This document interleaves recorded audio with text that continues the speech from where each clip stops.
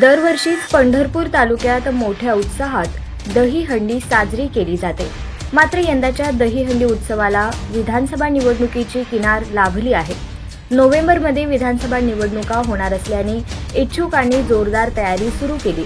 यात सर्वच राजकीय पक्षांचा समावेश आहे. पूर्वी तरुण मंडळाच्या वतीनं दहीहंडी साजरी केली जात होती. रोपळे गावातील चौकात मित्र मंडळाची मोठ्या उत्सवात दहीहंडी करण्यात आली.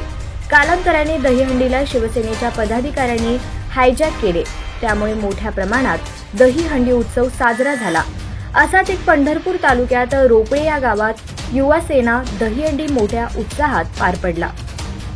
सोमनाथ शिवाजी लोखंडे युवा उद्योजक यांच्याकडून युवा सेना दहीहंडी उत्सवासाठी 31,000 रुपयांचे रोख पारितोषिक व सन्मानचिन्ह गोविंद पथकांना देण्यात आले.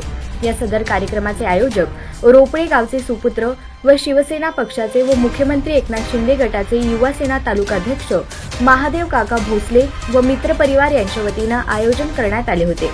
पंढरपूर तालुक्यातील ग्रामीण भागातील सर्वात मोठी दहीहंडी उत्सव रोपळे गावात मोठ्या थाटामाटात दहीहंडी उत्सव संपन्न झाली असून यावेळी रोपळे गावातील वातावरण भगवामय झाले होते. विविध पक्षातील मान्यवर कार्यकर्ते नागरिक मोठ्या संख्येने उपस्थित होते.